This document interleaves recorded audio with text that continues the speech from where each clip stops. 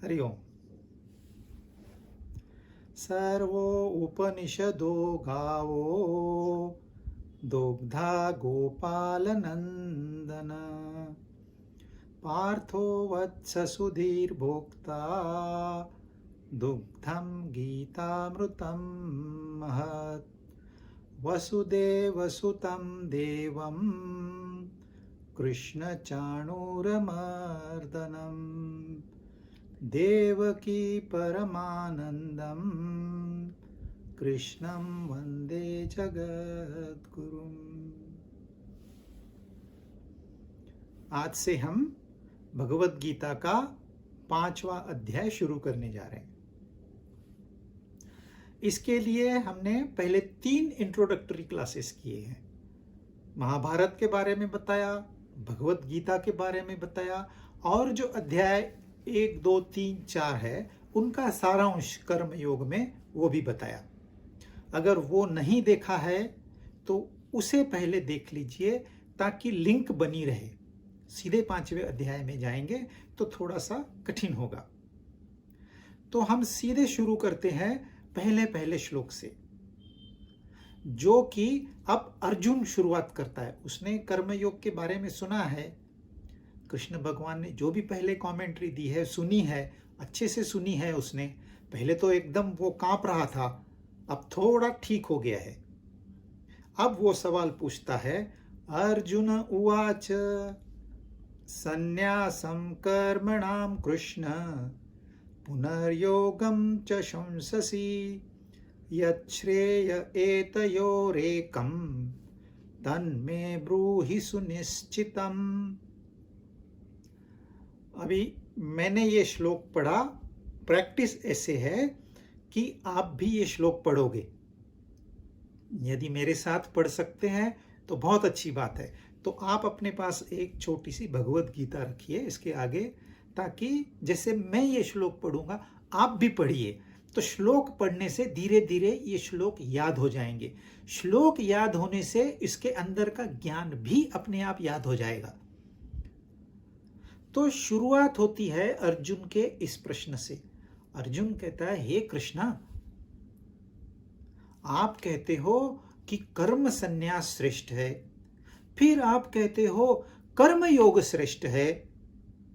मुझे निश्चित बताओ, ये दोनों में से कौन सा कल्याणकारी है, कौन सा फायदेमंद है, कौन सा अच्छा है। अब थोड़ा सा अर्जुन लाइन पे आ गया है। तो उसने कर्म योग सुना है और सन्यास के बारे में भी सुना है, तो उसको ये कंफ्यूजन है कि कौन सा इसमें से अच्छा है। अब ऐसे है कि हमें ये पता नहीं कि कर्म योग क्या है और कर्म सन्यास क्या है। इस कर्म सन्यास को नहीं समझने की वजह से इस देश का बहुत बड़ा नुकसान हुआ है। हजारों साल की गुलामगिरी इसलिए हुई कि हमें कर्म सन्यास समझ में ही नहीं आया। आज भी भारत में एक बहुत बड़ा वर्ग है, कहते हैं हम कर्म छोड़ देंगे, हम कुछ नहीं करेंगे, हम बैठ के रहेंगे। यही तो गीता का ज्ञान है। उनका यह कहना है हमने गीता पढ़ी है और गीता का यह ज्ञान, बिल्कुल भी नहीं। अध्याय 2, अध्याय 3, अध्याय 4 सारे में कृष्ण भगवान ने एक ही कहा है, कर्म करो, कर्म करो, कर्म करो। लेकिन फल की इच्छा मत करो, क्योंकि आपका ध्यान फल में चला जाएगा तो आपका कर्म अच्छा नहीं होगा। तो खाली कर्म करो ऐसे नहीं गधे के जैसा, सोच समझ के कर्म करो, ये उनका कहना है। और लोग इसका इंटरप्रिटेशन ये करते, हम तो योगी है, हम तो सन्यासी है, हमको कर्म करने की क्या जरूरत है। वो कर्म छोड़ देते हैं। सन्यास की व्याख्या इसी गीता में की है, कामानाम कर्मणाम न्यासम। कर्म में से काम को निकाल देना है तो आप सन्यासी हो गए। कर्म को निकालना नहीं है। बहुत लोग काम को वैसे ही रखते हैं और कर्म नहीं करते। मतलब इच्छा तो है लेकिन कृति नहीं हो पा रही, आलस भरा पड़ा है। क्यों? क्योंकि इसका इंटरप्रिटेशन गलत हो गया है। तो ये हमें पहली करेक्शन करनी पड़ेगी। सबसे कम जाति का इंसान वो होता है जो कर्म का त्याग करता है, जिसको कर्म में रुचि ही नहीं है। बीमारी हो जाती है इंसान को, कैंसर हो जाता है, डायबिटीज, फिर भी उसका ध्यान नहीं रहता है। वो बोलता है क्या करना है, मुझे कोई तकलीफ है नहीं। अब एक पेशेंट मिला तो नर्स ने उससे पूछा, अरे भाई 6 महीने पहले तो तेरा बाईपास हुआ था, तू वापस कैसे आ गया? तो कहता है मैंने दवाई नहीं खाई कोई भी 6 महीने। क्यों नहीं खाई? तो मुझे कोई तकलीफ ही नहीं है, मैं क्यों दवाई खाऊं? दवाई खाने के लिए भी उसे इंसेंटिव चाहिए कुछ। इतना तमस भरा पड़ा है कि इंसान अपने लिए दवा तक नहीं खाता है, जबकि उसकी सेहत इमरजेंसी में है, डेंजर में है। तो अकर्म का और भगवत गीता का सीधा सीधा यही रिश्ता है कि यदि आप कर्म नहीं करते तो आपके लिए गीता है ही नहीं। तो सबसे पहले यह है कि हम कर्म करें। कर्म का संन्यास नहीं करना है, काम का संन्यास करना है। अब हम क्या करते हैं, कर्म क्यों करना है इसकी शास्त्रों में बताया गया है, कुछ एक्सप्लेनेशन है कर्म क्यों करना है। लेकिन आम तौर पर हम लोग कर्म क्यों करते हैं? क्योंकि 2 चीज हमें फोर्स करती है। एक तो है हमारी इच्छा, कामना, अपेक्षा, संकल्प, विकल्प, राग, द्वेष। ये हमारे मन में जो विचार बैठे हैं हमारे शत्रु के रूप में, ये हमें कर्म के लिए प्रोत्साहित करते हैं। एक बार दिमाग में बात बैठ गई अभी शादी करनी है मुझे, तो वो जाएगी नहीं जब तक शादी नहीं होती। एक बार बात दिमाग में बैठ गई कि मुझे कार लेनी है, जब तक आप कार नहीं लोगे आपको वो तकलीफ देती रहेगी इच्छा। आप क्या करते हो, इच्छा पूर्ण करने के लिए वो कर्म करते हो। कर्म करने से इच्छा पूरी हो जाती है, इच्छित फल भी प्राप्त हो जाता है। तो हमको खुशी मिलनी चाहिए और मिलती भी है, लेकिन थोड़े समय के लिए। हम दूसरी इच्छा बना देते हैं। जो नुकसान हमको पहली इच्छा ने किया है, अब वही नुकसान दूसरी इच्छा कर रही है। एक इच्छा पूरी हो गई तो आप अभी दूसरी, आपको पता है एक इच्छा ने मुझे कितने कितने काम करवाए हैं मुझसे, अब मैं दूसरी इच्छा प्रमोट नहीं करूं। लेकिन वैसे होता नहीं है, इंसान इच्छाएं बढ़ाते रहता है, फिर इच्छाओं के पूर्ति के लिए कर्म करता है और फिर इस कर्म से फल की इच्छा रखता है। मतलब इच्छाएं उसको पुश करती है, धक्का देती है, और जो कर्म फल है उसको आकर्षित करता है। अरे ये चाहिए तुझे, आजा आजा आजा। मतलब एक तरफ से धक्का और दूसरी तरफ से तनाव, खिंचाव, इसमें आदमी फंस गया। कर्म तो करना ही है, कर्म नहीं करना ये तो आप दिमाग से बात ही निकाल दीजिए। यदि आपको कर्म नहीं करना तो you are good for nothing. निकम्मे इंसान की समाज में कोई वैल्यू नहीं रहती। तो निकम्मा तो बनना ही नहीं है, कर्म करना है। अब कर्म किस भावना से होता है? एक तो है भोग भावना, जिसमें इच्छाएं पुश करेगी और कर्म फल पुल करेंगे। ये हो गया भोग योनि। अब इस भोग योनि से आप कर्म फल निकाल दो। मुझे अभी फल की कोई इच्छा नहीं है, मेरी इच्छा थी, मैंने कर्म करना है, दैट्स ऑल। मुझे कुछ मिले नहीं मिले मुझे कुछ नहीं चाहिए, लेकिन ये मेरा कर्म है, ये मैं करूंगा। जब मैं ये कहता हूं अब मुझे इसमें से कोई फल नहीं चाहिए, मैं हो गया योगी। जब मुझे इच्छा थी, फल भी चाहिए था, तो मैं था भोगी। अब मैं एक स्टेप आगे आ गया, कर्म फल को निकाल दिया कर्म के सूत्र से। कर्म ऐसे ही रहेगा, यहां से इच्छाएं उसको पुश करेगी, यहां से फल उसको आकर्षित करेगा। अब फल को काट दिया तो भोगी का हो गया योगी। अब इस योगी ने कर्म करना है, लेकिन फल की इच्छा नहीं रखनी है। अब लेकिन उसकी इच्छाएं है, काफी दिनों से, काफी सालों से उसके संकल्प है, मुझे ये करना है, मुझे वो करना है, मुझे बड़ा दानी कहलाना है।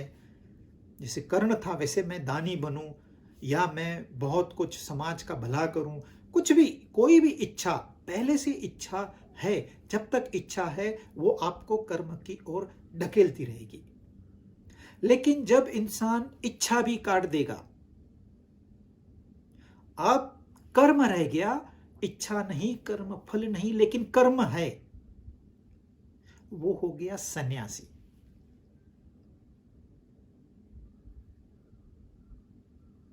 हमारे समाज में बहुत एक बड़ी भूल है कि जो कर्म नहीं करता वो सन्यासी बन सकता है, अगर कर्म करता है तो वो सन्यासी नहीं है। छठे अध्याय में पहली बार उन्होंने शुरुआत ही कैसे की है, अनाश्रिता कर्म फलम कार्यम कर्म करोति यह स सन्यासी च योगी न निरग्नि न चाक्रिय। सन्यासी कौन है, योगी कौन है, अभी दोनों को मर्ज कर दिया उन्होंने। कहते हैं जो कर्म करते रहता है वो सन्यासी है, अगर कर्म नहीं करता तो वो सन्यासी भी नहीं है, योगी भी नहीं है। भगवत गीता बहुत क्लियर है, कोई गुंजाइश ही नहीं है कंफ्यूजन की। It's purely scientific. पहले इच्छाएं पुश करती है, कर्म होता है, कर्म फल निकलते हैं, कर्म फल आकर्षित करते हैं। कर्म फल का त्याग करना, इसका मतलब दिमाग से फल निकाल देना है, फल तो मिलेगा ही। आप कंफ्यूज मत होना इसमें, कर्म किया मतलब फल मिलेगा ही, लेकिन फल के लिए कर्म नहीं करना। कर्म करना है, ये मेरी ड्यूटी है, इसके लिए मेरी इच्छा है, इसके लिए कर्म नहीं करना। मुझे फल चाहिए, इसके लिए कर्म नहीं करना। तो फिर कर्म क्यों करना है? ये मेरी जिम्मेदारी है। अब आपके घर में पहले आपकी शादी नहीं हुई थी, शादी हो गई, आपकी जिम्मेदारी हो गई। आपके बच्चे आ गए, आपकी जिम्मेदारी हो गई। इच्छा नहीं है बच्चों के पालने की, ये कर्तव्य है। जो भी कर्म आप करते हो ये कर्तव्य कर्म है आपका। इच्छा और फल का आप सोचोगे नहीं, अभी मैं बच्चों को पालूंगा, वो बड़े हो गए तो बुढ़ापे में मेरा ख्याल करेंगे, मेरे पैर दबाएंगे, मेरे लिए कमा के लाएंगे, ये नहीं होने वाला। इच्छा नहीं रखनी, इच्छा नहीं करनी और फल की अपेक्षा नहीं रखनी है।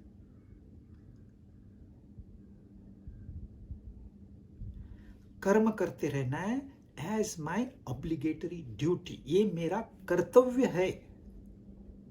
मैं ये बात आपसे क्यों कर रहा हूं, ये मेरा कर्तव्य है, क्योंकि मुझे किसी ने सिखाया है, तो मेरा ये ड्यूटी बनता है कि मैं इसको पास ऑन करूं। यदि मैं ये चाहूंगा इसमें से मुझे कुछ मिलेगा, तो कुछ मिलने वाला तो है नहीं ये, लेकिन मेरा जो भी कहना है ये व्यर्थ चला गया। तो मैं न योगी हूं, न मैं सन्यासी हूं, मैं भोगी हूं, यदि मैं अपेक्षा रख के कर्म करता हूं। तो अर्जुन कहता है, अब आप योगी अच्छा है कहते हो, आप बहुत तारीफ की योगी की, मतलब जिसने फल की इच्छा छोड़ दी है, लेकिन उसको इच्छाएं हैं। अपेक्षा छोड़ दी है, इच्छाएं हैं और कर्म कर रहा है। वो अच्छा है कि जिसने इच्छाएं भी छोड़ दी है, वो अच्छा है। दोनों में से कौन श्रेष्ठ है, ये अर्जुन पूछ रहा है। आपके पास में आपका कोई दोस्त आ गया, कहता है अरे ये कंपनी में मैनेजर की भी वैकेंसी है, मैनेजिंग डायरेक्टर की भी वैकेंसी है, मैंने दोनों में एप्लीकेशन किया, मुझे दोनों का कॉल आ गया और दोनों का इंटरव्यू एक ही समय पे है। अब मैं मैनेजर के इंटरव्यू के लिए जाऊं या मैनेजिंग डायरेक्टर के इंटरव्यू के लिए जाऊं? आप क्या जवाब दोगे? प्रश्न अर्जुन का ऐसे ही है। देखो, हम स्कूल में पहले जाते नहीं है, वी आर इलिटरेट अनएजुकेटेड। फिर प्राइमरी स्कूल में जाते हैं, वो पूरा करते हैं, फिर सेकेंडरी स्कूल में जाते हैं, वो पूरा करते हैं, फिर कॉलेज में जाते हैं। मतलब हम स्पिरिचुअल मार्ग पे पहले आते हैं, फिर योगी बनते हैं, फिर सन्यासी बनते हैं। अब कौन सा श्रेष्ठ है? एक बच्चे ने प्राइमरी स्कूल खत्म किया और उसको ये पता चला कि ये कॉलेज में जाना तो बड़ा अच्छा ज्ञान मिलता है। सन्यासी लोग, उसके लिए ये बड़े लोग हैं, सन्यासी लोग हैं। तो वो कॉलेज में जाने वाले स्टूडेंट को बोलता है, भाई तू तो बड़ा ज्ञानी है, मुझे बता मैं सीधे कॉलेज में जाऊं या स्कूल में जाऊं? अब आपका क्या जवाब होगा? आप जवाब सोचिए, मैनेजर के लिए जाऊं कि मैनेजिंग डायरेक्टर के लिए जाऊं? ये सवाल उसने पूछा है। अब कृष्ण भगवान दूसरे श्लोक में उसका जवाब देते हैं। श्री भगवान उवाच संन्यास कर्म योगश्च निःश्रेयसकरावुभौ तयोस्तु कर्म संन्यासात् कर्मयोगो विशिष्यते।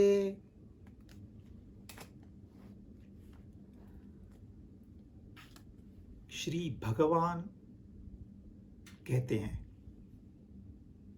अर्जुन के लिए कृष्ण कहते हैं, संजय के लिए श्री भगवान कहते हैं, अर्जुन के लिए कृष्ण कहते हैं। हमारे लिए आप जो समझना है समझिए, आपकी अंतरात्मा कह रही है। परमात्मा सीधे सीधे आपसे बात कर रहे हैं, आपको जैसे लेना है लीजिए। जैसे संजय को कृष्ण नहीं भगवान दिखाई दिए, अर्जुन को कृष्ण दिखाई दिया, क्योंकि ये सखा था, फ्रेंड था और वो भक्त था। तो दोनों की दृष्टि अलग है, जैसी दृष्टि वैसी सृष्टि। अब आपको जैसे इसको समझना है समझ लीजिए। भगवान ने कहा देखो, ये कर्म योग है, ये संन्यास योग है, इन दोनों का उद्दिष्ट एक ही है। तो ये दो मार्ग नहीं है, ये एक ही मार्ग के दो पड़ाव है। आपको 3 नंबर के सिटी में जाना है, जिसका रास्ता नंबर 2 सिटी से जाता है। तो मैं नंबर 2 का सिटी पहले जाऊं कि नंबर 3 सीधे चले जाऊं? अरे भैया, ये 2 नंबर एक पड़ाव है, यहां से तुझे गुजरना ही पड़ेगा। कर्म संन्यास, अभी कर्म संन्यास का मतलब काम का, कर्म का संन्यास नहीं, तो कामना का संन्यास। ये आपको पक्का यहां लिख के रखना होगा। तो योग करूं या संन्यास करूं, ये प्रश्न था अर्जुन का। कृष्ण भगवान कहते हैं ये दोनों एक ही दिशा में जाते हैं, एक ही उद्देश्य की ओर जाते हैं, एक ही लक्ष्य की ओर जाते हैं। वो लक्ष्य क्या है? यहां कृष्ण भगवान कहते हैं कि वो जो लक्ष्य है वो है तुम्हारे अंदर का आनंद। इंसान को क्या चाहिए? आप किसी से पूछो क्या चाहिए, बोलता मुझे पैसे चाहिए। पैसे क्यों चाहिए? शादी करनी है। शादी क्यों करनी है? मुझे फैमिली रेस करनी है। फैमिली क्यों रेस करनी है? आप पूछते जाओ क्यों क्यों क्यों क्यों क्यों। आखिरी में आपको एक ही जवाब मिलेगा कि मुझे आनंद चाहिए, परमानंद चाहिए, हमेशा के लिए मुझे ये दुखों से छुटकारा चाहिए, मुझे मन की शांति चाहिए, मुझे भक्ति चाहिए, मुझे सच्चा प्रेम चाहिए, मुझे परमात्मा चाहिए, मुझे भगवान के दर्शन करने हैं, मुझे आत्मा के दर्शन करने हैं, मुझे ब्रह्म को देखना है। इन सब का मीनिंग एक ही है। जब आपने उस आनंद को प्राप्त कर लिया मतलब आप परमात्मा हो गए, दर्शन कर लिया, भगवान का दर्शन कर लिया। जब सारे दुख जीवन से चले गए, दुख नहीं चले गए, दुखों का जो असर है वो चला गया, तो मतलब आपको परमात्मा के दर्शन हो गए। तो आप यूं कहो मुझे दर्शन करना है, आप यूं कहो मुझे ब्रह्म में विलीन होना है, आप यूं कहो मुझे आनंद चाहिए, यूं कहो मुझे शांति चाहिए, सबका मतलब एक ही है। अलग अलग लोगों ने अलग अलग नाम देके कंफ्यूज करके रखा है। हमारा ये पंथ है, ये श्रेष्ठ है। तुम्हारा ये पंथ है ना, इसमें तो गड़बड़ है, इसमें आप बहुत अहंकार की हो जाते हो। ये कौन कह रहा है? ये अहंकारी कह रहा है। बोलता है हम निरंकारी है लेकिन है अहंकारी। एक दूसरे के दोष नहीं निकालने, क्योंकि सब एक ही बात कर रहे हैं, भाषा अलग अलग है। मैं कोई वेदांतीन उसको ब्रह्म कहते हैं, कोई लोग उसे परमात्मा कहते हैं, कोई लोग परमेश्वर कहते हैं, कोई भगवान कहते हैं, कोई गॉड कहते हैं, कोई अल्लाह कहते हैं। ये एक ही मीनिंग है। तो उस तरफ जाने का जो मार्ग है, ये दोनों उसके पड़ाव है, कर्म योग और संन्यास योग। ये दोनों पड़ाव है। संन्यास भी एक पड़ाव ही है, उसके आगे और है, उसके आगे ज्ञान है, ज्ञान के आगे परमात्मा है। तो ये दोनों, ये प्राइमरी सेकेंडरी हो गए, आगे उनको और आगे बढ़ना है। तो इसमें कहते हैं इन दोनों में से कर्म योग श्रेष्ठ है, संन्यास योग से कर्म योग श्रेष्ठ है, ये कह रहे हैं कृष्ण भगवान। अब आपने क्या पढ़ा है? पहले तो हम भोगी है, हम आध्यात्मिक मार्ग पे आ गए तो हम योगी हो गए, और हमने इसके ऊपर अभ्यास करना शुरू किया तो हम सन्यासी हो गए। तो सन्यासी श्रेष्ठ हो गया कि योगी श्रेष्ठ हो गया? कृष्ण भगवान कहते हैं ये योगी श्रेष्ठ है। ऐसे क्यों कह रहे हैं? क्योंकि अर्जुन ने जो सवाल किया है, उस सवाल में उसकी क्या स्थिति है ये दिखाई देती है। जिसने आपको पूछा मैं मैनेजर के इंटरव्यू के लिए जाऊं कि मैनेजिंग डायरेक्टर के इंटरव्यू में जाऊं, आपका जवाब होगा मैनेजर के लिए। हालांकि मैनेजिंग डायरेक्टर की पोस्ट ऊंची है, तेरे लिए नहीं है वो, क्योंकि जो मैनेजिंग डायरेक्टर लेवल का आदमी है वो आपको ये सवाल ही नहीं पूछेगा। वो बोलेगा मैनेजर मैं नहीं जाऊंगा, मुझे जॉब नहीं मिलेगा, चलेगा। कैलिबर आपका अगर ऊंचा होगा तो आप नीचे वाले स्तर पे उतरोगे क्या? नहीं उतरोगे। लेकिन जब कोई मैनेजर है तो उसको लालच रहती है, कहीं मुझे वहां तो नहीं चांस मिल जाएगा। लालच है, लालच का फल बुरा होता है। तो आपका जवाब रहेगा नहीं, तू मैनेजर के लिए जाएगा, सीधे, वन प्लेन आंसर। वो स्कूल का बच्चा पूछता है मैं स्कूल में जाऊं कि कॉलेज में जाऊं, तू स्कूल में जाएगा। अभी तो तूने प्राइमरी किया है, तो तुझे सेकेंडरी करना है। तो कृष्ण भगवान जो जवाब दे रहे हैं, कौन पूछ रहा है? देखिए अर्जुन बहुत सीधा है, उसके मन में कोई छल कपट कभी आया ही नहीं। उसको खाली मुझे क्या करना है, आर्चरी, मुझे आर्चरी करनी है बस। उसको पूछा तुझे क्या दिखाई देता है, बस पक्षी की आंख दिखाई दे रही मुझे। इतना वो एक्सपर्ट था, सीधा इंसान है, मेहनती है, उसको जो बताया गया करता है। तो उसने जो सवाल पूछा है अरोगेंटली नहीं पूछा है। कोई लोग सवाल पूछते हैं जानने के लिए कि इसमें कितना दम है, वो सोच समझ के सवाल लिख के आते हैं। कोई लोग सवाल इसलिए पूछते हैं ये बताने के लिए मेरे पास भी बहुत ज्ञान है। आपको पता है, आपने उपनिषद पढ़ा है, केन उपनिषद में बताया है कि ये सारी प्रथाएं गलत है। आपकी सहमति है क्या इससे? अरे भाई, तुझे क्या जानना है उतना ही पूछ, तेरा ज्ञान बताने की जरूरत नहीं है। तूने उपनिषद पढ़ा है नहीं पढ़ा है, ये हमें कुछ लेना देना नहीं उससे। लेकिन अर्जुन का सवाल वैसे नहीं है।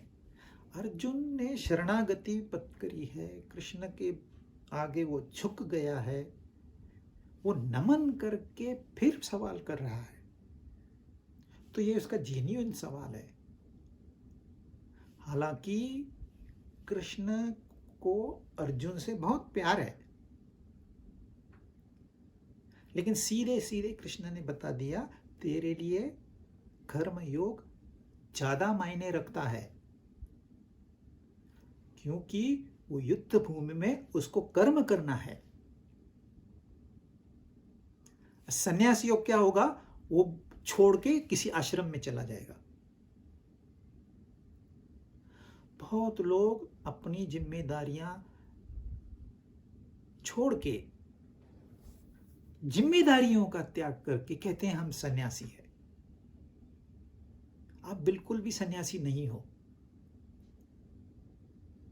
सन्यासी आपको मार्केट प्लेस में मिलेगा, सन्यासी आपको एक बिजनेसमैन के ड्रेस में मिलेगा, सन्यासी आपको एक पॉलिटिशियन के रूप में मिलेगा, प्रचार करेगा, अपना चुन के आएगा, फिर सेवा करेगा।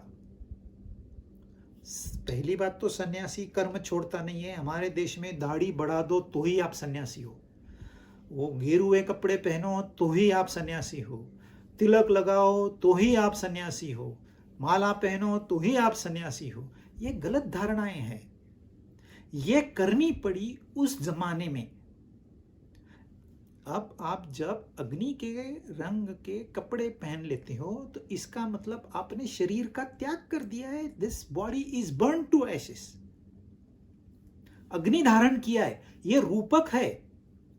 सचमुच में आपने जलाना नहीं है अपने को, ये रूपक है कि ये मेरा जो बॉडी कॉन्शियसनेस है वो चला गया है। अभी मैं शरीर को भी मैं नहीं मानता हूं, ये रूपकात्मक है। लेकिन फिर क्या हो गया? डुप्लीकेट साधु आ गए जिनको कोई ज्ञान नहीं था, कोई तपस्या नहीं थी। इन्होंने न योग किया है न सन्यास किया है, लेकिन उनको एक पता चला सन्यासी बनने से, ढोंगी सन्यासी, अरे लोग पूजा करते हैं, हमारी खाना पीना सब फ्री में मिलता है, बड़े बड़े लोग हमको घर में बुलाते हैं। तो लालच में फंस के ढोंगी साधु आ गए, और आज भी है। लेकिन सच्चे साधु भी हैं, वो कम है, उनको पहचानना मुश्किल है बहुत। और पहचान यही है कि उसने अपने कामनाओं का और कर्म फलों का त्याग किया है, तो ही वो सन्यासी है, अन्यथा नहीं। आप कोई भी कपड़े पहनो, आप दाढ़ी बढ़ाओ या बाल काट दो, that has nothing to do, purely internal. जो आदमी देश की सेवा करता है, भले वो डिजाइनर कपड़े पहनता हो, उस सेवा में अपना पूरे दिन लगा रहा है, साल लगा रहा है, जीवन में। वो सन्यासी नहीं, क्योंकि सन्यासी से कम है, वो सन्यासी से भी ऊंचा है। त्याग की भावना जिसके अंदर है वो सन्यासी है। तो बाहरी आडंबरों पे नहीं जाना है। आंतरिक स्थिति जानने के लिए आपको भी थोड़ा ज्ञान अर्जित करना होगा। ऐसे देख के नहीं समझेगा, बाहर से सब सेम दिखते हैं,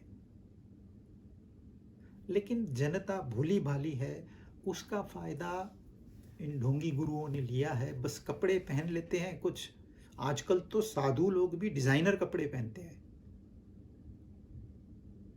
और बोलते हैं हाँ ऐसे करो, यहाँ जाके पानी चढ़ाओ, फिर उसमें एक चांदी का सिक्का डालना, पानी खत्म हो जाएगा, चांदी का सिक्का यहाँ रख के चले जाना। कोई अमीर आएगा तो उसको सोने का सिक्का कहेंगे। उनको सिक्के में इंटरेस्ट है, विधि कुछ भी बताएंगे, वो भोली भाली जनता है, उनको जैसे गुरु बताएंगे करते हैं। बोलते हैं हमारे गुरु ने बताया ना, वो हम करेंगे, भले वो गलत हो। भैया आपको सोचने की काबिलियत दी हुई है,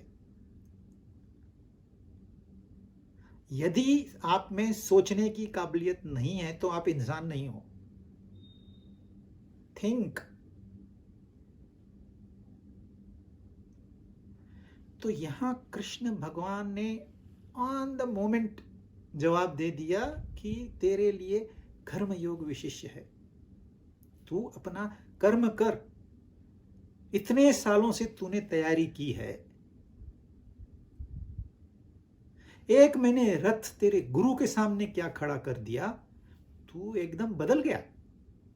सन्यास की बात करने, तुझे सन्यास क्या है पता ही नहीं है। यही गलत फहमी है, लोगों को लगता है चले जाओ किसी आश्रम में, हम जंगल में चले जाएंगे, हम हिमालय। अरे जाओगे कहाँ, वहां क्या करोगे? हिमालय में क्या मुफ्त में खाना मिलता है? 4 दिन आपको रखेंगे आश्रम में, किसी 4 महीने रखेंगे, बाद में आपको कंट्रीब्यूट करना होगा। मुफ्त में खाना नहीं मिलेगा, आप कितने भी महान संत हो, कुछ न कुछ कंट्रीब्यूशन करना, और कुछ नहीं तो लोगों को ये ज्ञान बांटो, सिखाओ। 100 लोग नहीं, एक इंसान को आप तैयार करो, बस हो गया, आपका जीवन सफल है।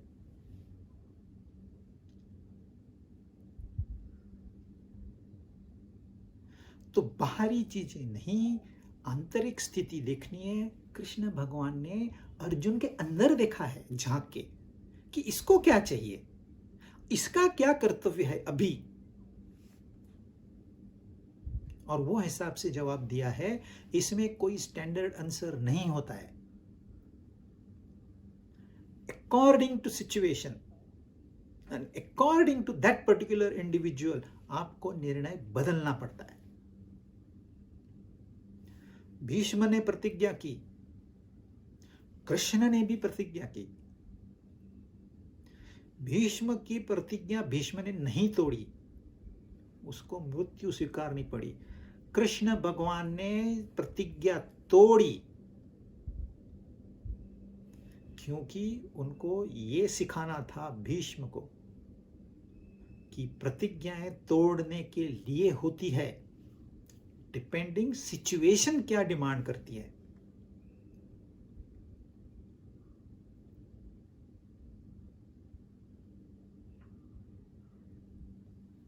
अब कृष्ण भगवान कहते हैं कर्म योग विशिष्यते, यानी कि कर्म योग श्रेष्ठ है संन्यास योग से। लेकिन नेक्स्ट जो वर्ष है उसमें वो संन्यास योग क्या होता है इसकी व्याख्या करते हैं।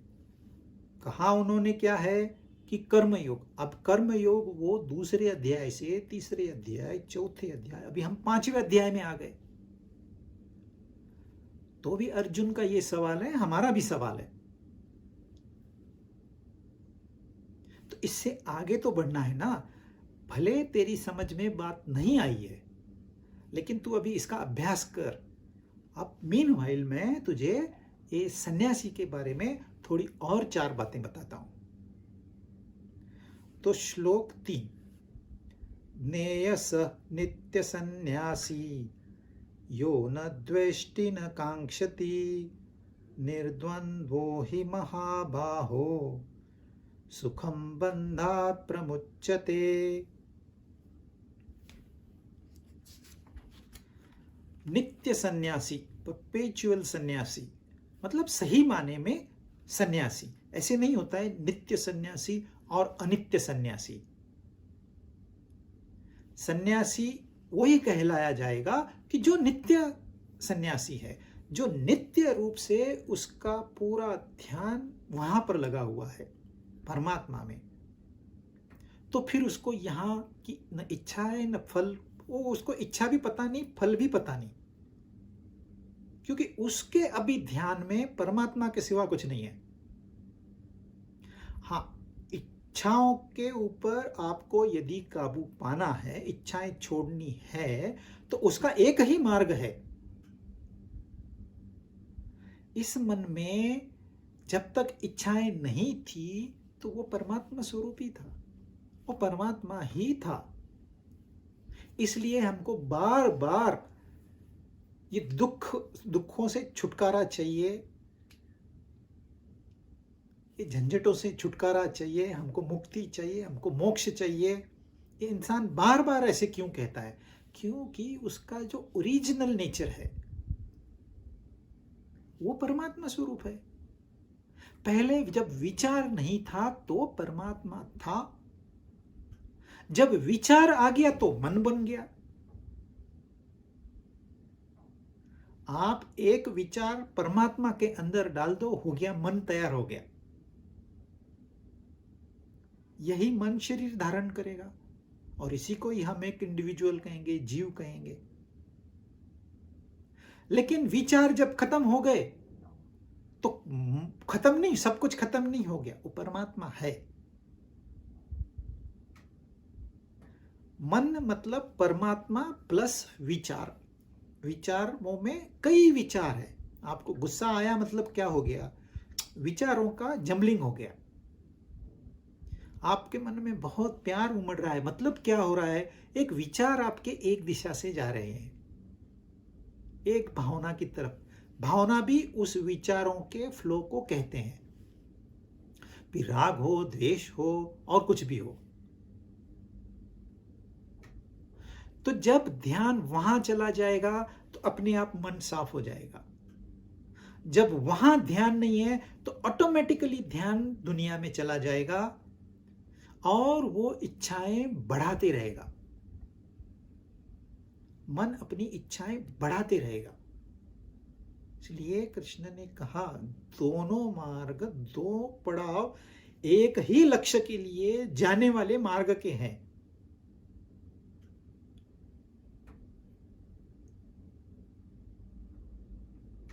जो नित्य रूप से वहां ध्यान लगाता है वो नित्य सन्यासी है।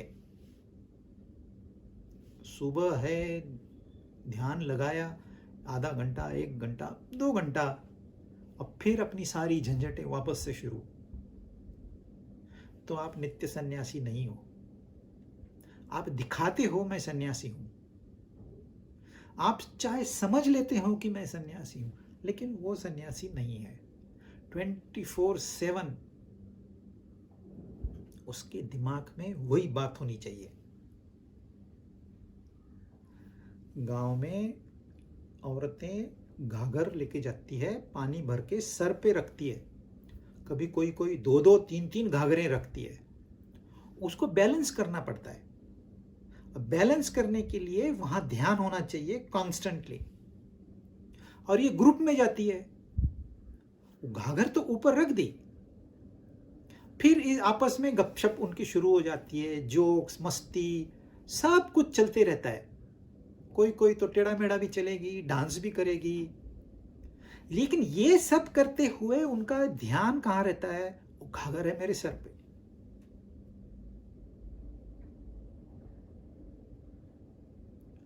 इसी प्रकार जो नित्य सन्यासी है वो सब काम करता है।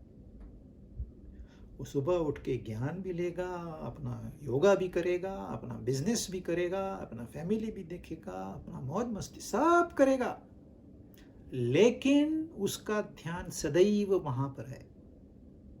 वो है नित्य सन्यास। क्योंकि जब वो है तो इच्छाएं आपको तंग नहीं करेगी।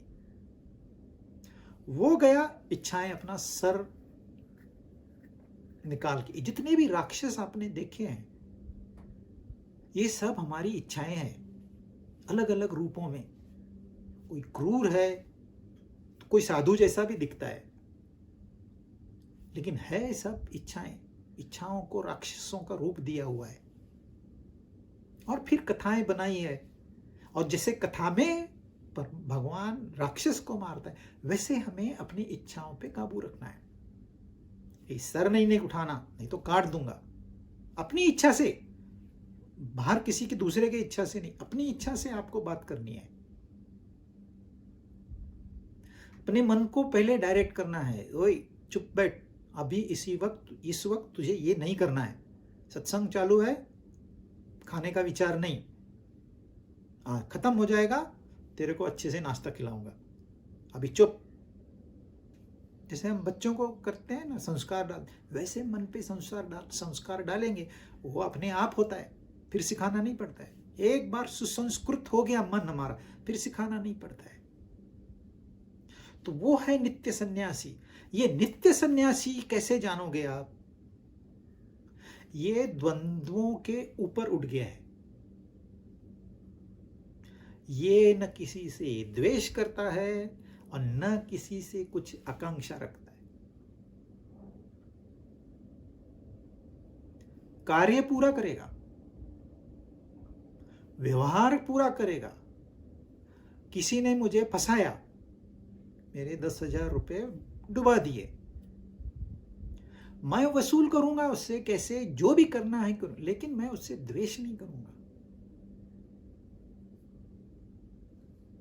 मेरा प्यार उतना ही होगा जितना पहले था। राग द्वेष ये हमारे मन में भरे पड़े हैं। और आजकल के बच्चों को तो माँ बाप ऐसे प्रमोट करते हैं कि तूने बड़ा होके एक राक्षस ही बनना है, तूने अच्छा इंसान बनना नहीं है। मुझे चॉकलेट चाहिए, तेरे दांत खराब हो गए, अरे लेकिन खा खा, मजा कर, मुझे ये चाहिए, हाँ ये तुझे ये अच्छा लगता है ना, ये ले, देख तेरे को ये अच्छा लगता है ना, मैं लेके आई। जो अच्छा लगता है वही आप उसको देंगे, जो अच्छा है उसका ध्यान ही नहीं है। उसको क्या खिलाना चाहिए, बर्गर खिलाना चाहिए कि चपाती खिलानी चाहिए, लेकिन टीवी में तो बर्गर दिखाते हैं। अच्छा क्या है और अच्छा क्या लगता है? बच्चों को बर्गर पिज्जा इसलिए अच्छा लगता है क्योंकि कलरफुल एडवर्टाइजमेंट्स होती है उसकी। और स्कूल में जब वो दूसरे बच्चों से मिलते हैं, अरे तूने वो एडवर्टाइजमेंट देखी, अरे मैंने तो खाया भी, मतलब उनको लगता है मैंने बहुत बड़ा पराक्रम किया। तो माँ बाप अनजाने में अपने बच्चों को राग द्वेष सिखाते हैं, उनमें भर देते हैं, कूट कूट के भर देते हैं। फिर यही बच्चे जब बड़े हो जाते, अरोगेंट हो जाते, उनके मन के हिसाब से नहीं होगा, फेंक देंगे वो।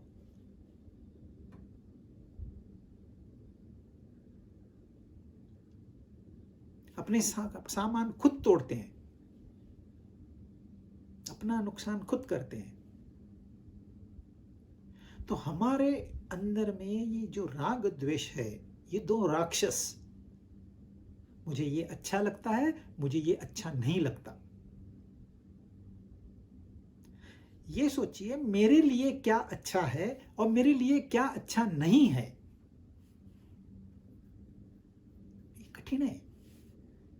कठिन राह किसको नहीं चाहिए, सबको आसान राह चाहिए। लेकिन ये आसान राह जाती है खाई में। जिस दिन आप गिरोगे तो सोचने को टाइम भी नहीं रहेगा, आके बताओगे भी नहीं कि इस रास्ते से मत जाओ।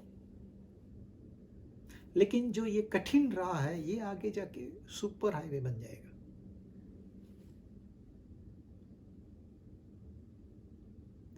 लेकिन हमको यही मार्ग पसंद आता है जिस मार्ग पे हमें आगे दुख ही दुख मिलना है। पहले ये डायबिटीज नहीं था, पहले ये हार्ट प्रॉब्लम्स नहीं था, बीपी प्रॉब्लम नहीं था, कैंसर नहीं था तो इक्का दुक्का, जनरल नहीं था। आजकल तो जनरल हो गया है। करोड़ों लोग डायबिटिक है, करोड़ों करोड़ों। 6 करोड़ तो खाली भारत में है, 7 करोड़। और इसका ये कारण है कि राग द्वेषों को उन्होंने बढ़ावा दिया है। और सन्यासी कौन है? न राग न द्वेष। आप उसको करेले की सब्जी दे दो, उतने ही चाह से खाएगा। मिठाई खिलाओ, उतनी ही चाह से खाएगा। जितनी खानी है उतना ही खाएगा।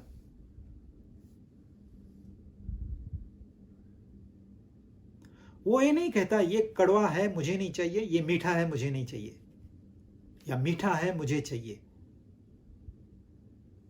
आप उनको खाना परोसो, जितना चाहिए उतना निकाल के सेपरेटली उतना खा लेगा।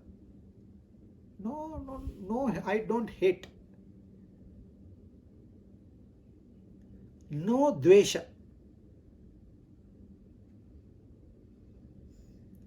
हमारी द्वेष की लिमिट क्रॉस हो चुकी है। आप देखिए, every neighbouring country is enemy. Majority cases में नेबरिंग कंट्री एनिमी हो चुकी है, और नेबर की नेबर फ्रेंड हो चुकी है, क्योंकि दुश्मन का दुश्मन दोस्त हो गया। मतलब उसका भी नेबर उसका दुश्मन है। और फिर रेस चल रही है, मैंने ये बम बनाया तो वो बोलता है मैंने वो बम बनाया, फिर बोलता है ये मैंने न्यूक्लियर बम बनाया, वो बोलता है मैं हाइड्रोजन बम बनाया। द्वेष। कहां से द्वेष शुरू होता है? छोटे बच्चे से द्वेष शुरू होता है। उस समय उसको हमने सिखाया है, जो तुझे लाइक करता है तू वही लेने का, जो लाइक नहीं करता है वो नहीं लेने का।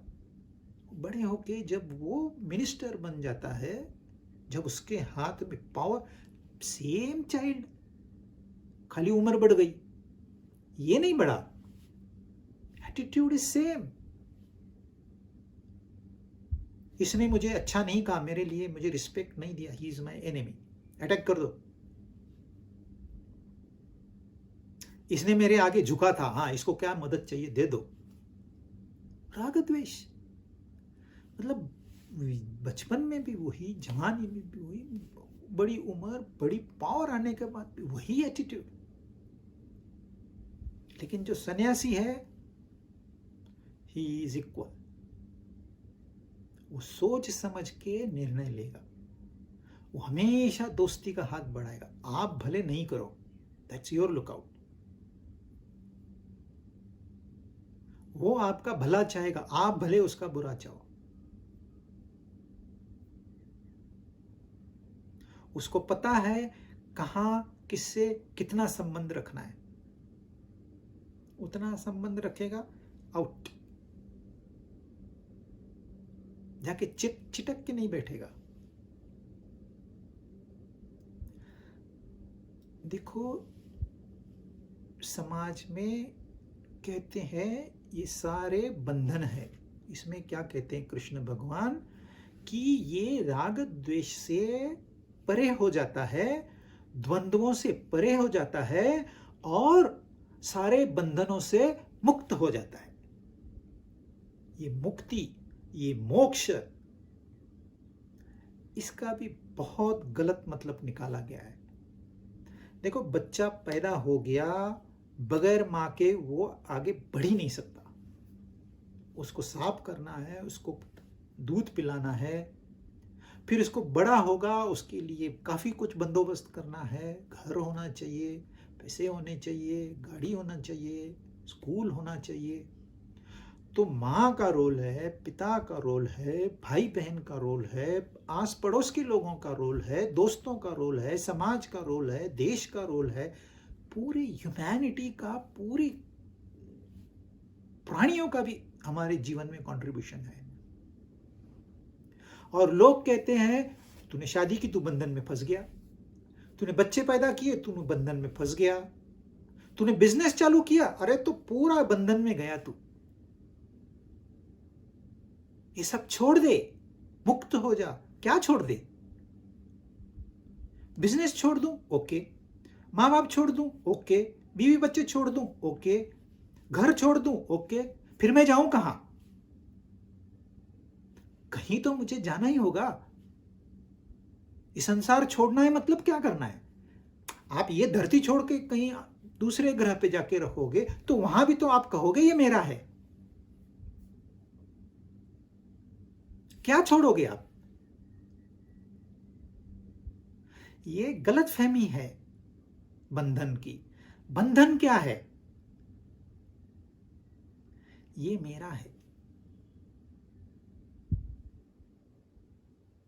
ये मैं कह रहा हूं आपको। ये जो मैं है ना, इसमें ये बंधन है, ये मेरा है, ये बंधन है, ये मेरा घर है, ये मेरी बीवी है, ये मेरे बच्चे, ये जो मेरा है ये बंधन है। बच्चे बंधन नहीं है, माँ बाप बंधन नहीं है, बिजनेस बंधन नहीं है, मेरा बिजनेस है, ये बंधन है। तो इस बंधन से मुक्ति पानी है। मुक्ति का मतलब सब छोड़ के, जिम्मेदारियां टाल के आप जाके किसी आश्रम में रहोगे, फिर कहोगे आश्रम मेरा है, गुरु मेरा है। चिपक जाते हैं, गुरु को ऐसे चिपक जाते हैं, इससे तो अच्छा संसार के चिपके हुए लोग हैं। जो आध्यात्मिक मार्ग में है वो ज्यादा बड़े बंधन में है। उनके गुरु के बारे में आप एक शब्द कहो, एक शब्द, वो एकदम गुस्सा आ जाएगा उनको। अरे तू सन्यासी है ना, फिर गुस्सा क्यों आता है तुझे?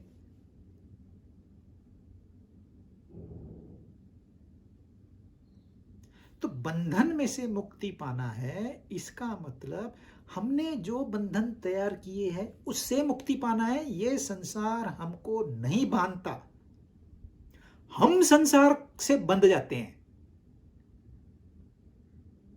उससे छुटकारा पाना है। हमने अपने आप को नहीं बांधना है। मेरे को कुर्सी मिली, मैं रस्सी लेके आया, अपने आप को कुर्सी से बांध दिया। अब हो गया क्या, जहां मैं जाऊंगा कुर्सी भी चलेगी मेरे साथ। तो कहते हैं ये बंधन काट दे भाई, कुर्सी तेरी कोई नहीं ले जाएगा। 5 साल तो है।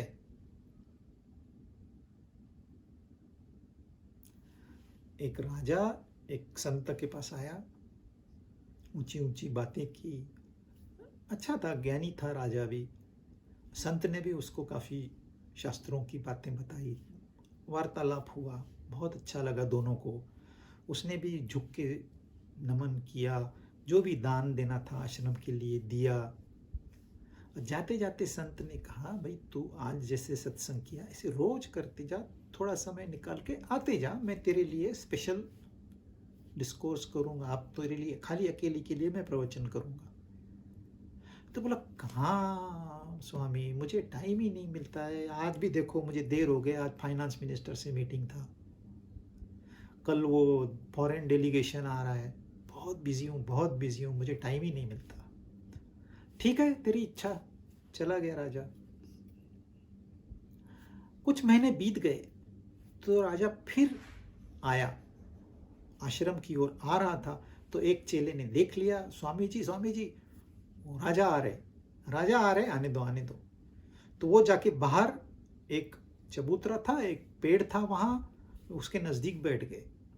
जैसे ही राजा ने एंट्री की, उसने पेड़ को, वो संत ने एक चपकी ले ली, एक ऐसे बांध के, हाथ बांध के खड़े हो गए, आंख बंद करके। राजा ने एंट्री की, किसी ने कुछ बात नहीं की। राजा ने देखा स्वामी बिजी है, पेड़ के साथ चिपके हुए हैं। वो भी 5 मिनट रुका, राजा है, उसके लिए 5 मिनट बहुत बड़ा समय हो गया। फिर भी 10 मिनट रुका, 20 मिनट रुका, अब उससे रहा नहीं गया। फिर वो गया, स्वामी जी आप क्या कर क्या रहे हो? मैंने आपको ऐसे नहीं देखा पहले, कभी सुना भी नहीं, सोचा भी नहीं। बोले, राजा क्या करूं, ये पेड़ ने मुझे बांध के रखा है। स्वामी जी ये पेड़ आपको कैसे बांध सकता है? ये पेड़ तो जड़ है, आप तो चेतन हो, जड़ कैसे चेतन को बांध सकता है?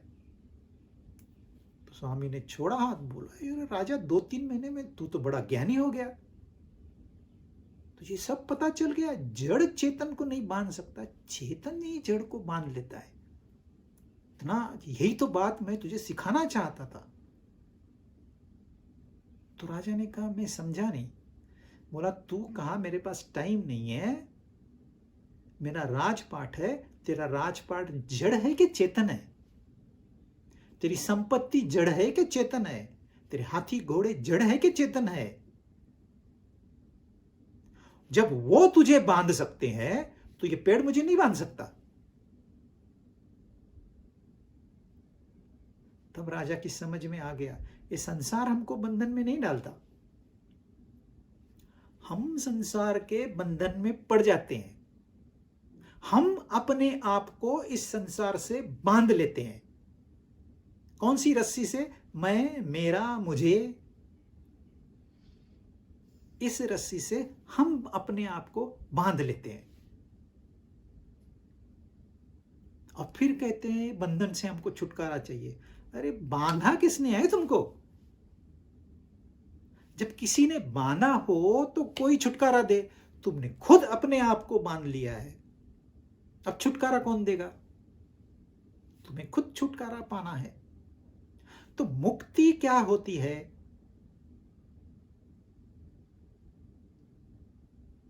न आपको किसी ने बांधा है और नहीं आपको कोई मुक्ति दे सकता है। आपने अपने आप को बांधा है और आपने आपको रिलीज करना है सिंपल, लेकिन लगता बहुत कॉम्प्लिकेटेड है।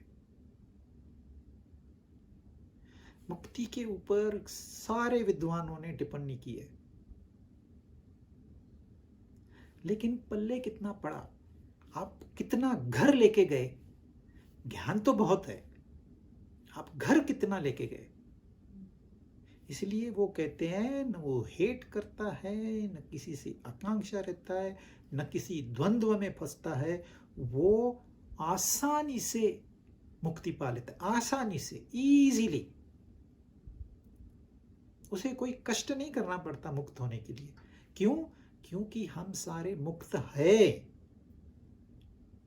हम मुक्त हैं, इसलिए ही हम बंधन में हैं।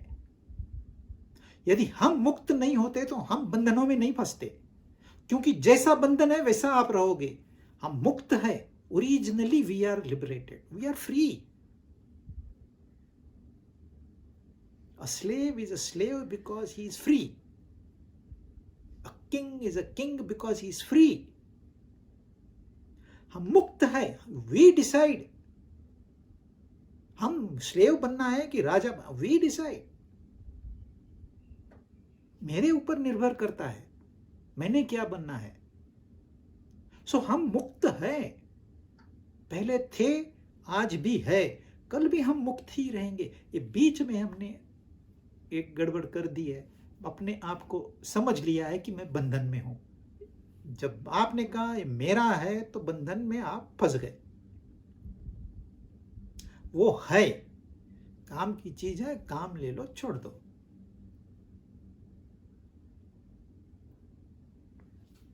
He should be known as perpetual sannyasi who neither hates nor desires, free from pairs of opposites. O Mahabhavo, he is set free from bondage. He is easily set free from bondage. कितना कठिन लगता है मोक्ष मिलाना, कितना कठिन लगता है मुक्ति। बोलते हैं आसानी से हो जाएगा, वेरी इजी। अब इस वक्त यू डिसाइड, आप बंधन में रहना चाहते हो या मुक्ति। This moment you are liberated, it depends on you.